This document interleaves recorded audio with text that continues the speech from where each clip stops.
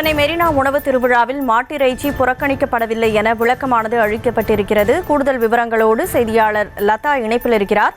லதா வணக்கம். நீலம் பண்பாட்டு மையத்துடைய குற்றச்சாட்டுக்கு இப்ப மறுப்பு தெரிவித்து விளக்கமானது கொடுக்கப்பட்டிருக்கிறது. விளக்கத்தில் என்ன விஷயங்கள்லாம் குறிப்பிடப்பட்டிருக்கு, முழு விவரம் என்ன?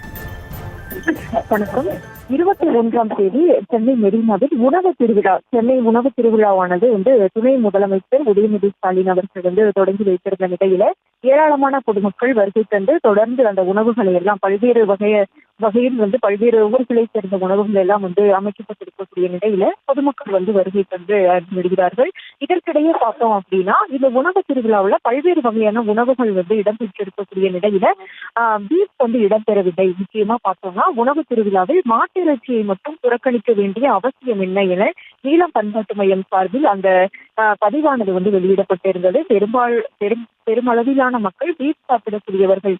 எனவே திட்டமிட்டே ஒரு உணவை புறக்கணிப்பதை நீலம் பண்பாட்டு மையம் வன்மையாக கண்டிக்கிறது என்ற ஒரு கண்டனத்தையும் கூட அதில் நீலம் பண்பாட்டு மையம் சார்பில் பதிவிடப்பட்டிருந்தது. தற்பொழுது நீலம் பண்பாட்டு மையத்தினுடைய இத்தகைய குற்றச்சாட்டுக்கு அந்த நிகழ்ச்சி ஏற்பாட்டாளர்கள் தரப்பில் மறுப்பானது தெரிவிக்கப்பட்டிருக்கிறது. முக்கியமா பார்த்தோம்னா கடலூர் மாவட்டத்தை சேர்ந்த 17ஆம் நம்பர் ஸ்டால், அதாவது அந்த உணவு அரங்கு 17இல் பார்த்தோம் அப்படின்னா பீஃப் கிரேவி, பீஃப் சுக்காவானது விற்பனை செய்யப்பட்டு வரக்கூடிய நிலையில தற்பொழுது அந்த நீலம் பண்பாட்டு மையத்தினுடைய குற்றச்சாட்டுக்கு மறுப்பானது தெரிவிக்கப்பட்டிருக்கிறது. தமிழ்நாடு நகர்ப்புற வாழ்வாதார இயக்கம் சார்பில் மகளிர் சுய உதவி குழுக்கள் நடத்தக்கூடிய அந்த உணவு திருவிழாவில் பீஃபானது விற்கப்பட்டு வருவதாகவும் அந்த விளக்கம் என்பது கொடுக்கப்பட்டிருக்கு. கடந்த காலங்களில் கூட இது போன்ற அந்த உணவு திருவிழாவின் போது பல்வேறு வகையான உணவுகள் இடம்பெற்றாலும் கூட பெரும்பாலான மக்கள் சாப்பிடக்கூடிய பீஃபானது இடம்பெறவில்லை என்ற ஒரு குற்றச்சாட்டு கடந்த காலங்களிலும் கூடவே எழுந்திருந்தது. இதற்கிடையே தற்பொழுது நடைபெற்று வரக்கூடிய அந்த உணவு திருவிழாவில் பீஃபானது இடம்பெற்று இருப்பதாக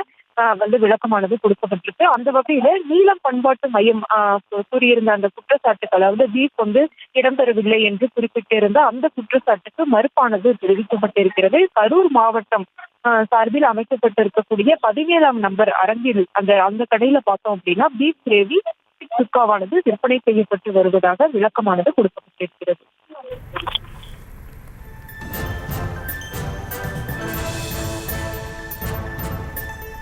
கூடுதல் விவரங்களுக்கு நன்றி லதா.